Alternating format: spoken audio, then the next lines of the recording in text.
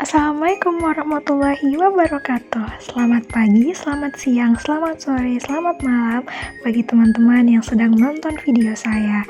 Baik, pada kesempatan kali ini kita bertemu lagi di video kedua saya yang berjudul Therapeutic Enzyme Discoveries, Production, and Application. Baik, sebelum saya memulai video saya, terlebih dahulu kita perkenalan diri dulu ya. Nama saya Zuhaila Iqbal, saya merupakan salah satu mahasiswi pada program Magister Program Studi Ilmu Farmasi, Fakultas Farmasi dari Universitas Airlangga.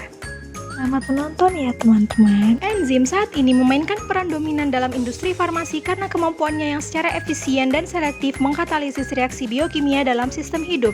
Sebagian besar enzim terapeutik ini diproduksi pada dunia industri dengan menggunakan berbagai jenis teknik fermentasi, menggunakan sistem ekspresi yang cocok, yang mencakup strain mikroba yaitu bakteri, ragi, jamur, kultur sel tanaman atau hewan, dan organisme rekayasa genetika. Dalam 100 tahun terakhir, beberapa jenis enzim terapeutik seperti L-asparaginase, streptokinase, kolagenase, ribonuklease, urikase, dan glukosidase. Enzim terapeutik memiliki keuntungan tambahan yaitu mengikat secara khusus ke target masing-masing yang membedakan mereka dari obat-obatan non-enzimatik. Enzim terapeutik yang akan kita bahas pada kesempatan kali ini yaitu kolagenase, L-asparaginase, streptokinase, dan urikase. Selanjutnya adalah kolagenase. Kolagenase adalah enzim terapeutik yang bertanggung jawab untuk memutus ikatan peptida dalam kolagen. Kolagen adalah bagian kunci dari matriks ekstraseluler yang disebut ECM, dan kolagen adalah matriks tergantung zinc 2+ metaloproteinase atau yang disebut dengan MMP. Si kolagenase yaitu pertama kali ditemukan oleh Mandy Shafter Harper pada tahun 1950. Kolagen pertama kali diisolasi dan diproduksi dari Clostridium histolyticum yang setelah itu memfokuskan perhatian para peneliti terhadap kelas yang disebut kolagen clostridial. Kemudian ditemukan bahwa kolagenase juga terdapat pada jaringan tadpole bullfrog, bakteri, organisme laut, amfibi, dan mamalia. Berikut ini adalah tabel 1 yaitu klasifikasi dari kolagenase. Selanjutnya mengenai pengembangan formula kolagen. Pertama, peneliti kemudian melaporkan tentang kolagen yang diekstrak dari Microbacillus alphidici1. Kemudian, spesies Aspergillus sp yang digunakan untuk produksi kolagen melibatkan proses kromatografi 2 langkah, diikuti dengan pertukaran anion, kation, dan penyaringan gel. Yang ketiga, Pseudoalteromonas, yaitu merupakan salah satu strain laut yang digunakan untuk produksi kolagen dengan menggunakan desain eksperimental Plaquet Burman dan desain komposit pusat yaitu yang disebut dengan RSM.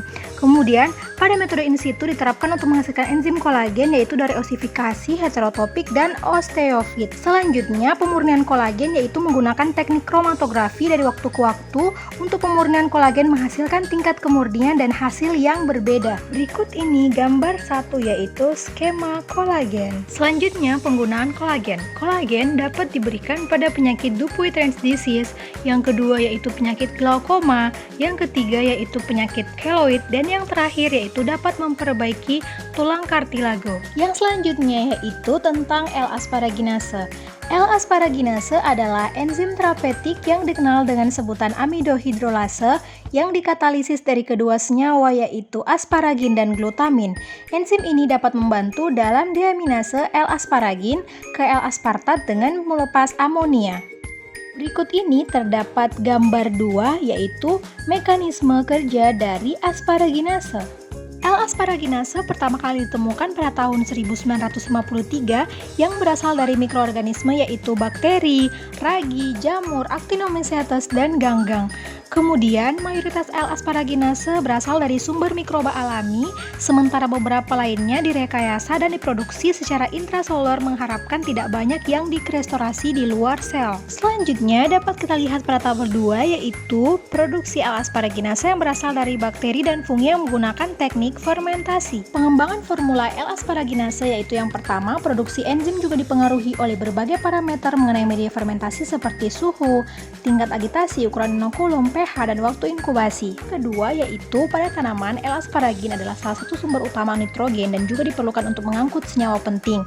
Pada tahun 2019, L-asparaginase alternatif dikembangkan dengan mengekspresikan gen ASB yaitu pengkodean untuk enzim L-asparaginase di Escherichia coli. Penggunaan sumber bakteri untuk produksi L-asparaginase mendominasi di dunia industri. Namun, kemajuan baru-baru ini dalam memanfaatkan sistem ekspresi sel jamur, tanaman, dan mamalia untuk produksi telah membawa kemungkinan baru dan solusi ampuh untuk mengatasi masalah yang terkait dengan asparaginase bakteri. Berikut ini pada tabel ketiga yaitu pembuatan variasi L. asparaginase dari generasi mutan atau recombinant strain. Selanjutnya yaitu pada tabel keempat yaitu berisi formulasi dari L. asparaginase, dan pada tabel kelima yaitu karier atau pembawa dari L. asparaginase. Penggunaan L. asparaginase yaitu asparaginase adalah salah satu obat antineoplastik yang digunakan dalam terapi kombinasi untuk pasien leukemia limfoblastik akut, yang mana asparaginase ini mengkatalisis asparagin yang diperlukan untuk sintesis DNA, RNA, dan protein menjadi L-aspartat dan amonia. Hal ini akan menyebabkan kematian sel leukemia. Selanjutnya yaitu mengenai streptokinase. Streptokinase adalah enzim terapeutik yang dalam istilah sederhana sangat penting untuk memecah gumpalan darah. Streptokinase adalah rantai polipeptida tunggal yang membentuk kompleks dengan aktivator plasminogen yang pada gilirannya mengkonversi prekursor plasminogen ke plasmin. Berikut ini adalah terdapat gambar 3 yaitu merupakan peran aktivator plasminogen dalam proses fibrinolisis. Streptokinase pertama kali ditemukan pada tahun 1933 oleh William dan Salseri yang menetapkan streptokinase sebagai agen fibrinolitik untuk pengobatan infark miokard akut. Pada tahun 2019, sebuah penelitian dilakukan untuk meningkatkan produksi streptokinase dengan menginduksi mutagenesis kimia menggunakan metode EMS dalam strain Streptococcus agalacti. Selanjutnya yaitu mengenai pengembangan formula streptokinase. Yang pertama, studi lebih lanjut menunjukkan bahwa Bacillus subtilis adalah tuan rumah yang baik untuk memproduksi streptokinase. Produksi streptokinase di E. coli ditingkatkan menggunakan vektor ekspresi yang berbeda seperti PET32A. Pemurnian streptokinase yaitu dilakukan dengan proses fermentasi. Kemudian beberapa produsen streptokinase ini menghasilkan suntikan enzim. Beberapa merek SK internasional yaitu akinase, durakinase, heberkinase, streptonase, dan indikinase. Berikut ini merupakan tabel 6 yaitu gambar dari merek dagang streptokinase. Selanjutnya yaitu penggunaan streptokinase adalah obat yang digunakan untuk melarutkan gumpalan darah yang terbentuk di dalam pembuluh darah. Streptokinase mengandung enzim yang dapat memecah gumpalan darah dan diberikan kepada pasien yang mengalami serangan jantung. Selain itu, obat ini juga digunakan untuk mengatasi gumpalan darah di paru atau penyakit emboli paru dan tungkai atau deep vein thrombosis. Urikase adalah enzim terapeutik yang tidak ada secara endogen pada manusia dan hilang karena proses evolusioner.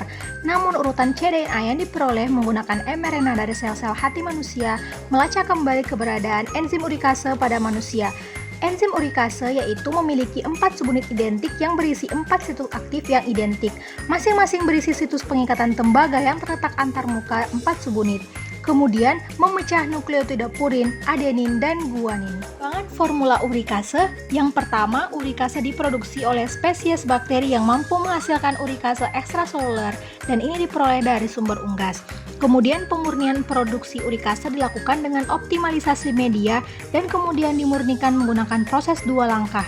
Yang ketiga, salah satu upaya tersebut melibatkan penggunaan evolusi yang diarahkan untuk menghilangkan aktivitas urikase dari Bacillus subtilis. Yang selanjutnya yang keempat yaitu formulasi enzim urikase menggunakan basis hidrogel glikol polietina copolymer polybeta aminoester uriten.